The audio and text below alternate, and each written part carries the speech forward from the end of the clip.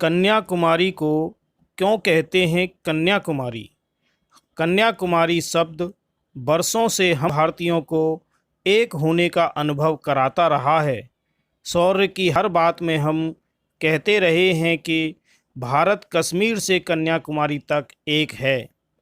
कन्याकुमारी को अंग्रेज़ों के समय केप कोमोरिन के नाम से भी जाना जाता रहा है। कन्याकुमारी तमिलनाडु प्रांत के सुदूर दक्षिण तट पर बसा एक सुंदर शहर है। यह हिंद महासागर, बंगाल की खाड़ी तथा अरब सागर का संगम स्थल है, जहाँ भिन्न सागर अपने विभिन्न रंगों से मनोरम छटा बिखेरते हैं। भारत के दक्षिण छोर पर बसा कन्याकुमारी वर्षों से कला, संस्कृति और सभ्यता का प्रतीक रहा है। भारत के पर्यटक स्थल के रूप में भी इस स्थान का अपना ही महत्व है। दूर दूर फैले समुद्र की विशाल लहरों के बीच यहाँ का सूर्योदय और सूर्यास्त का नज़ारा बेहद आकर्षक लगता है। समुद्री तट पर फैली रंग बिरंगी रेत इसकी सुंदरता में चार चांद लगा देती हैं। कन्याकुमारी दक्षिण भारत के महान शासकों चोल, चेर, पांड्य के अधीन रहा है। यहाँ के स्मारकों पर इन शासकों की छाप स्पष्ट दिखाई देती है। इस जगह का नाम कन्याकुमारी पड़ने के पीछे एक पौराणिक कथा प्रचलित है। कहा जाता है कि भगवान शिव ने असुर बाणासुर को वरदान दिया था कि कुंवारी कन्या के अलावा किसी के हाथों उसका वध नहीं होगा। प्राचीन काल में भारत पर शासन करने वाले राजा भरत को 8 पुत्री और 1 पुत्र था। भरत ने अपने साम्राज्य को 9 बराबर हिस्सों में बांटकर अपनी संतानों को दे दिया। दक्षिण का हिस्सा उसकी पुत्री कुमारी को मिला। कुमारी को शक्ति देवी का अवतार माना जाता है। कुमारी ने दक्षिण भारत के इस हिस्से पर कुशलतापूर्वक शासन किया। उसकी इच्छा थी कि वह भगवान शिव से विवाह करें। इसके लिए वह उनकी पूजा करती थी। शिव विवाह के लिए राजी भी हो गए थे और विवाह की तैयारियां होने लगी थीं, लेकिन नारद मुनि चाहते थे कि बाणासुर का कुमारी के हाथों वध हो जाए। इस कारण शिव और देवी कुमारी का विवाह नहीं हो पाया।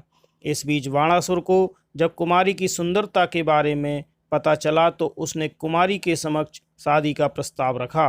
कुमारी ने कहा कि यदि वह उसे युद्ध में हरा देगा तो वह उससे विवाह कर लेगी। दोनों के बीच युद्ध हुआ और बाणासुर की मृत्यु प्राप्त हुई।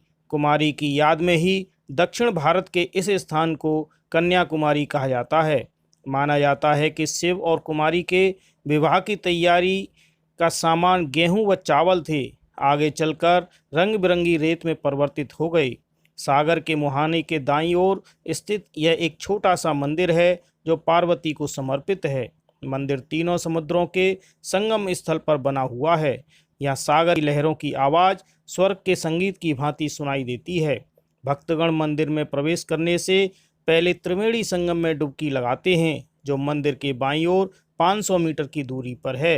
मंदिर के पूर्वी प्रवेश द्वार को हमेशा बंद करके रखा जाता है, क्योंकि मंदिर में स्थापित देवी के आभूषण की रोशनी से समुद्री जहाज इसे लाइट हाउस समझने की भूल कर बैठते हैं और जहाज को किनारे करने के चक्कर में दुर्घटनाग्रस्त हो जाते हैं। हिंदुओं के लिए हमेशा से यह स्थान पावन एवं पवित्र माना जाता रहा है। यह एक ऐसा स्थान है जहाँ देवी भगवती के नाबालिग रूप की पूजा होती है। पुराने ग्रंथों में इस स्थान का जिक्र मिलता है। एक अन्य पौराणिक कथा के अनुसार यह स्थान हिंदू धर्म के 51 शक्तिपीठों में से एक है। यहाँ देवी सती की पीठ गिरी थी और यहाँ देवी की पीठ रूप की पूजा होती है। हिंदुओं के लिए यहाँ की जमीन और मिट्टी वंदनीय है, क्योंकि यहाँ महान देवताओं, महर्षियों और माँ शक्ति का आश्रय स्थल था। इन सब कथाओं के अनुसार ये स्थान हिंदू धर्म में अत्यंत ही महान और पवित्र है, जहाँ प्रत्येक हिंदू को अपने जीवन काल में जरूर यात्रा करनी चाहिए।